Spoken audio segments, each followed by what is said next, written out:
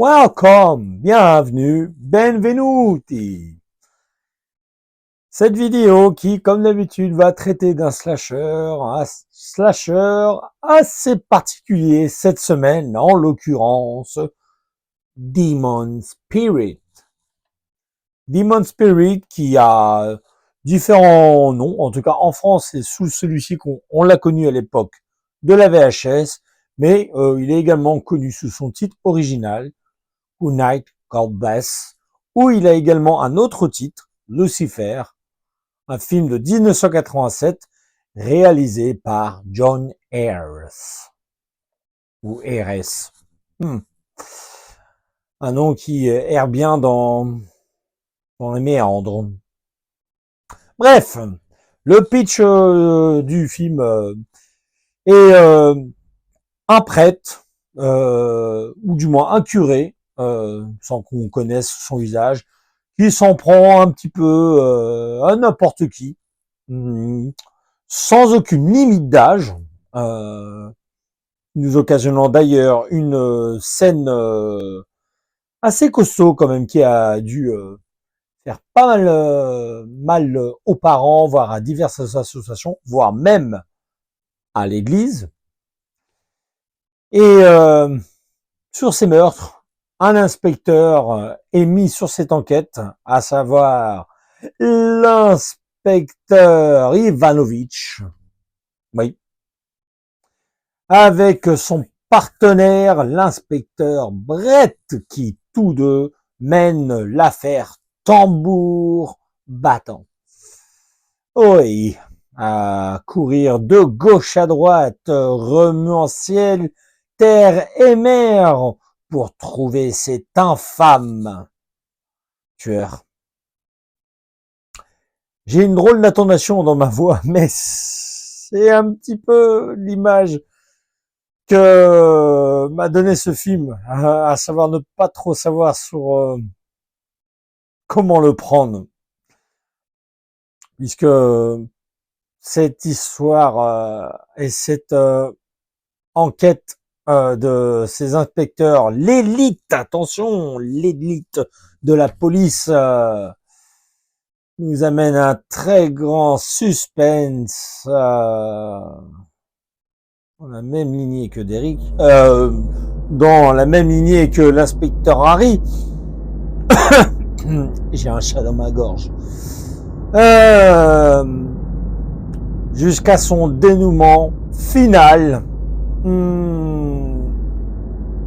tout droit, inspiré fortement de la malédiction d'Omen, voire de l'exorciste.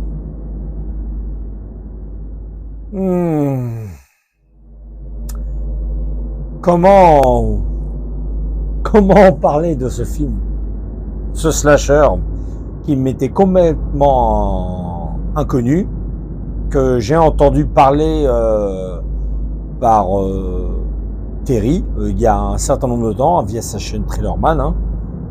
Nous avions échangé ensemble sur ce film assez brièvement et je n'avais aucune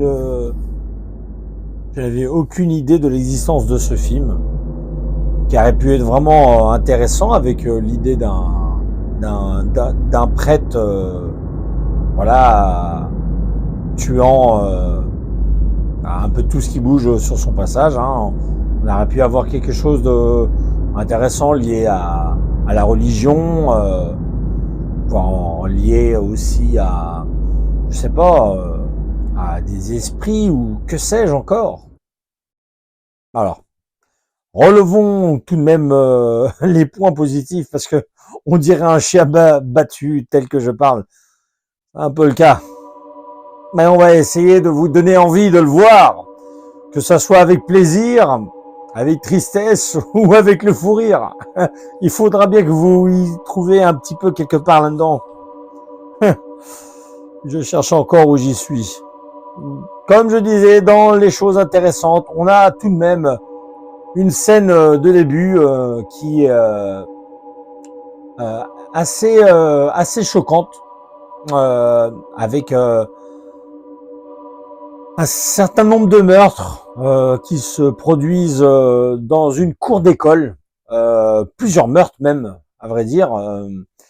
Et je me dis quand même que lorsque le film fut diffusé à l'époque, du moins sur le peu de cinéma qui l'ont accepté, hein, pas que par rapport à cette scène-là, mais par rapport à l'ensemble du film. Je pense qu'il y a dû avoir des petits soucis, soit avec la censure, soit avec différentes associations, au vu de ce qui déroule, de ce qui se déroule dans cette scène, à l'exception d'un personnage qui, par une sorte de petit miracle, s'en sort. Ce personnage en question, voilà, une jeune petite fille qui sera la miraculée et qui sera tout au long du film pourchassée avec sa mère, pourchassée à pas de velours, pourchassée du coup par ce tueur qui à la fois, simplement je l'avais eu, et donc du coup nous avons nos deux inspecteurs qui auront la charge de mener cette enquête, dont on aura un début de scène avec le chef de la police qui leur confiera voilà, cette mission. Et qui c'est assez difficile parce que les scènes de dialogue voilà qui s'enchaînent lors de la présentation de ce chef de la police, de l'inspecteur Brett et du coup de l'inspecteur Ivanovich porte à sourire. Déjà, le lieu du décor ressemble tout sauf à un bureau d'un chef de la police, hein, tout simplement. Hein. Vraiment, on est vraiment à ce qu'il y a le plus maigre en termes de décoration. Et les différentes choses qui fusent sont... C'est même pas anecdotique, c'est presque de l'humiliation. Alors après, peut-être que l'AVF, parce que moi j'ai découvert ce film, comme je vous ai montré au tout départ, dans cette édition DVD, où seule l'AVF est disponible, une VF vraiment, on se demande, mais qu'est-ce qui leur a pris aux doubleurs? Est-ce qu'ils étaient vraiment motivés par faire le doublage de ce film? Ou est-ce que quand ils ont su de quoi il en tournait ce film, ils y sont allés un petit peu à reculons? Parce que franchement, il y a des moments entre les dialogues ou même entre certaines intonations qui sont risibles, voire consternantes. C'est assez difficile. Puis où voilà, après ça, on fait quand même la connaissance des divers collègues de nos inspecteurs, hein, qui, comme je les ai dit, ces inspecteurs font partie de l'élite, avec l'inspecteur Ivanovich qui vient spécialement de New York, hein, attention. Et donc nous découvrons ces autres collègues qui passent leur plus clair de leur temps dans ce qui supposait être un grand bureau où diverses personnes voilà travaillent ensemble, on travaille un grand mot, se font voilà des blagues prépubères d'adolescents, même c'est même pas digne de l'adolescence, c'est de l'humour, du bac à sable, tout simplement du pipi caca culotte. Et c'est pas des blagues, je vous assure. On a notamment un des personnages qui pour faire une blague à sa partenaire, seul personnage féminin de ce groupe policier, qui lui chope dans son vestiaire. D'ailleurs, les vestiaires, bien entendu, hein, sont directement dans les bureaux. Il n'y a aucune intimité, il n'y a même pas de cadenas. Bref, c'est la fête. Ils auraient pu mettre les douches, voilà, ça aurait fait une douche mixte, ça aurait été le pompon.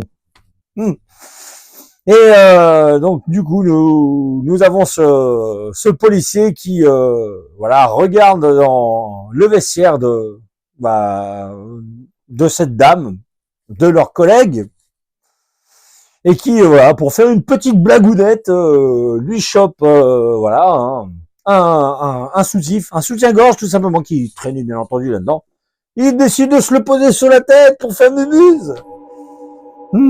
Qui font amuser bien entendu la galerie de ses collègues. Mais lorsque celle-ci débarque, elle n'est pas spécialement très contente. Trouve ça bien entendu très très risible.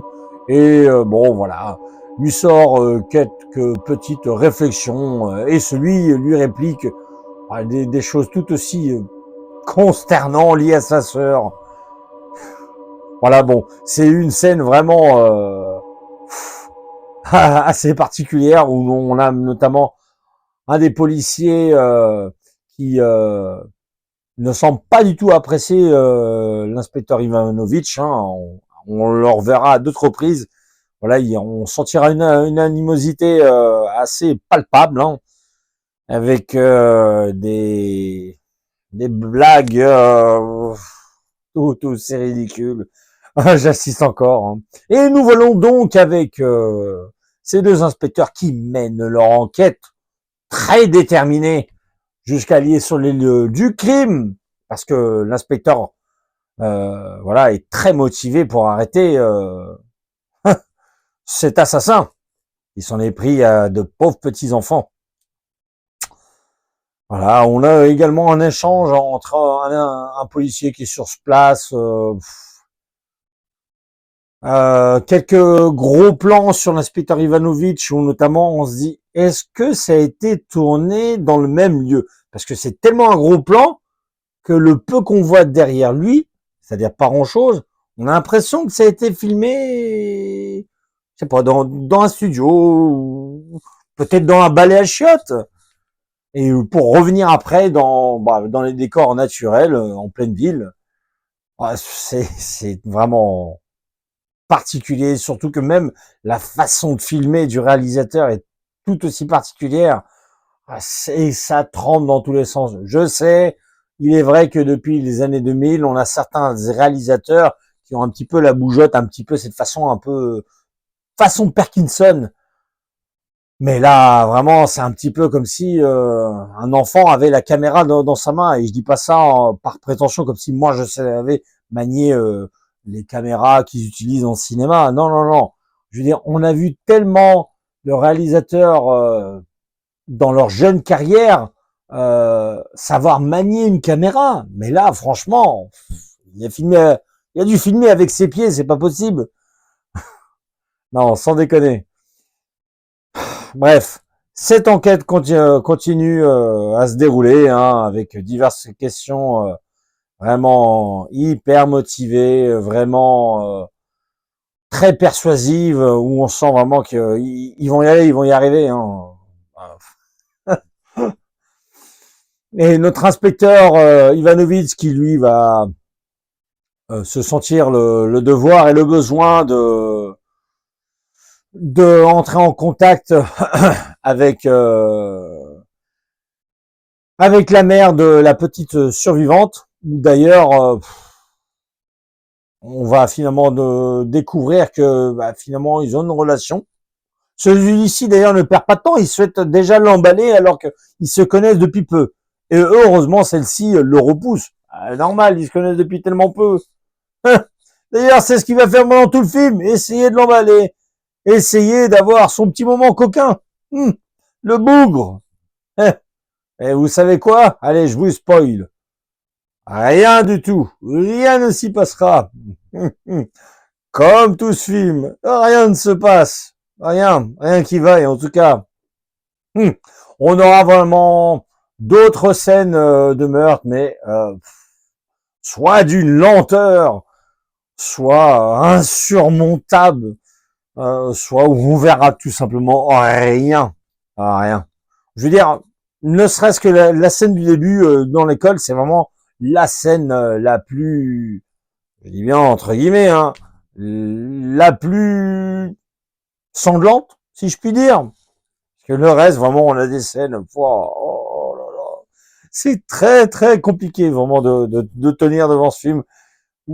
Voilà, on cherche à savoir est-ce qu'on est vraiment devant un film complètement risible ou mauvais, ou vers quelque chose qu'il faut prendre à je ne sais combien de degrés. Euh, Bref, l'inspecteur, voilà, et en plus, vraiment, mais vraiment, c'est, voilà, pendant que les personnages, en l'occurrence de la maman et de sa fille, sont persécutés par le tueur, qui à un moment va les retrouver, ou d'ailleurs, alors qu'il l'a retrouvé dans sa maison, celle-ci, voilà, bien entendu, réaction logique, part retrouver sa fille pour la réveiller. Et la logique, c'est que il s'échappe. Mais non, il reste sur place. Il reste sur place. Et on a le droit à les pas du tueur, pour les escaliers d'une lenteur, tellement long qu'ils n'auraient même pu s'échapper. Mais non, il reste sur place. Vous le croyez ça? Et bien entendu, ils arrivent à s'échapper, à se planquer. Et bien entendu, lorsque le tueur essaie de les rattraper, toujours à son rythme, hein. Voilà, je pense sincèrement, c'est un tueur qui doit avoir 90 ou 100 ans. Je veux dire, même ma grand-mère qui a bientôt 89 ans va beaucoup plus vite que lui, tout simplement. C'est pas possible. Donc voilà, lorsque ces deux personnages-là se planquent dans une autre pièce de la maison, voilà, où on voit le tueur, le prêtre, voilà, s'approchait toujours aussi lentement. Et ben finalement, coucou, c'est moi, c'est l'inspecteur Ivanovic. Je vous ai retrouvé. Mais avec lui, tout va bien. C'est simple avec lui. C'est pas de stress, il y a point S. Mais je vous assure, il a. Et attendez, la petite fille qui a été traumatisée par une scène de meurtre en face de ses camarades, plus la maman qui est tout autant maintenant traumatisée par ce tueur qui les pourchasse, et lui rien, il trouve rien de quoi de mieux que de les emmener dans un zoo.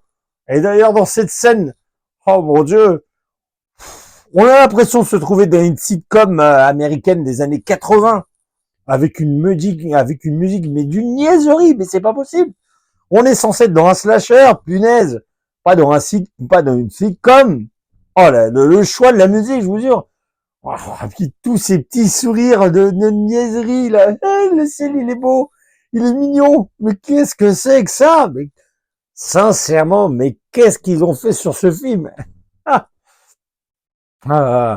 Je reprends, voilà, ça me fait rire. Je prends un peu de recul par rapport à ce que j'ai vu, je vous assure. Ouais, voilà, j'avance même un peu parce que on a une autre scène, voilà, où il les retrouve à nouveau, où l'inspecteur qui, bien entendu, n'a pas eu la possibilité de conclure, hein, comme Michel Blanc dans Les Bronzés.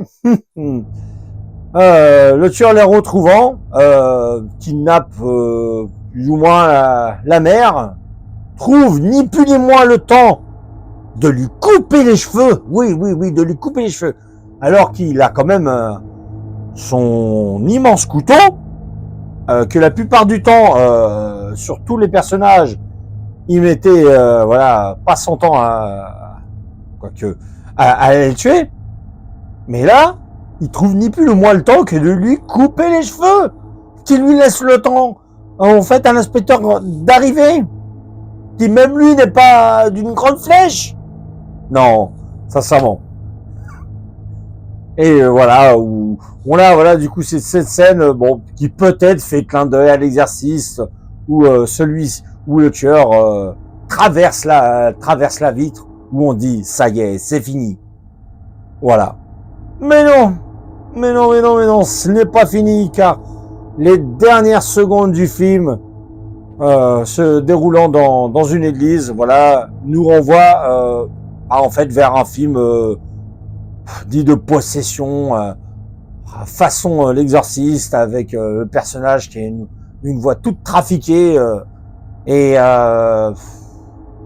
voilà, où vraiment on a cette scène où la tête qui tourne dans tous les sens. Non, non, non, non.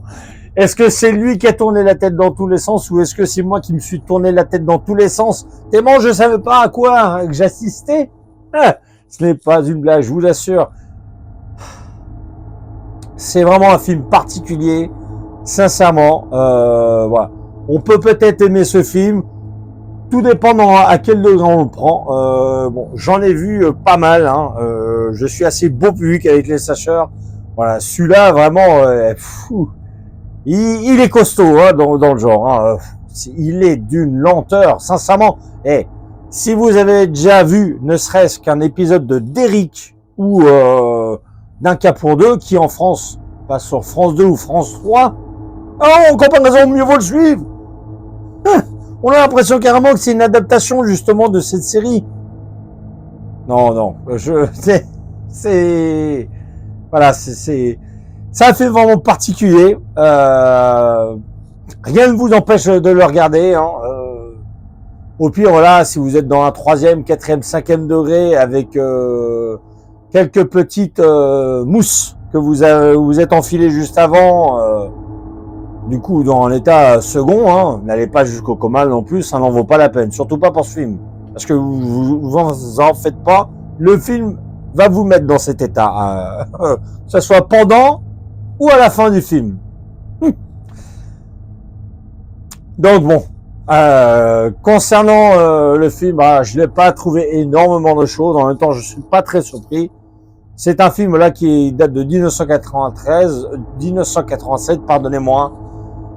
Qui est de John Ayres, voilà, qui d'ailleurs avec ce film, c'était son tout premier et qui durant sa carrière ne fut pas que réalisateur, mais également producteur. Voilà, bon, il a quand même réalisé pas mal de films et produit tout autant de films. Dans ses réalisations, au compte pas mal de films, beaucoup de TV-films, beaucoup de TV-films, notamment dans les productions. Mais dans les quelques films entre guillemets connus, il y a Shadow Chaser, que je me rappelle, voilà, j'avais déjà vu son visuel. Hein, je me rappelle surtout du visuel du film. Et il était également le réalisateur du tout premier Octopus, un film avec une pieuvre géante. Hein. Il y a eu 2 films d'ailleurs. Voilà, c'est bon. Ça, à la rigueur, ça, c'est du bon nanar, ça. Voilà. Il y a également aussi un autre slasher, par contre là, qui est de meilleure qualité en comparaison. Où là, enfin, vraiment, entre guillemets, il savait vraiment manier la caméra, à savoir Reaper. Là encore une fois, Reaper a eu une suite.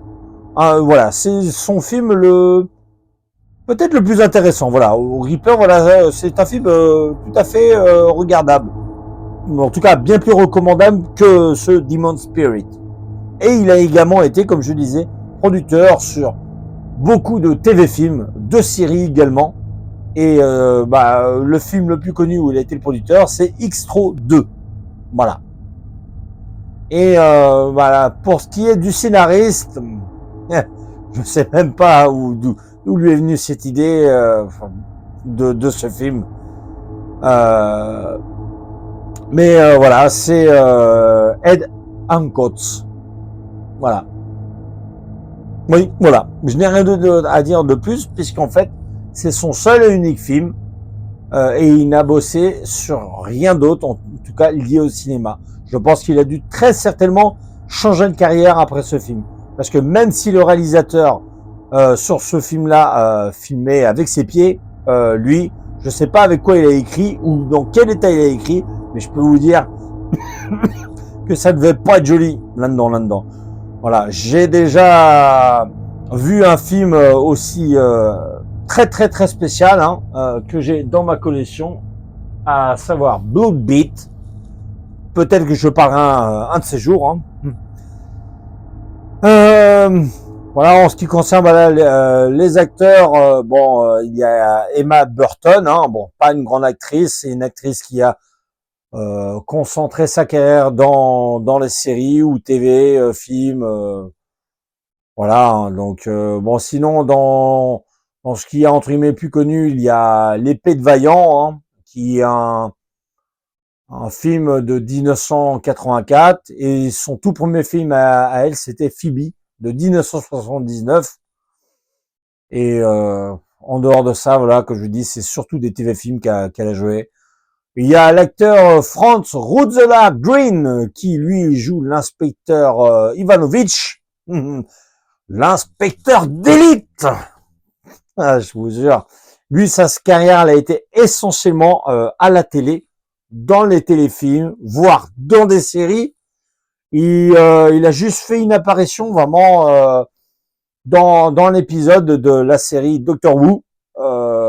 C'était en 2005, tout simplement.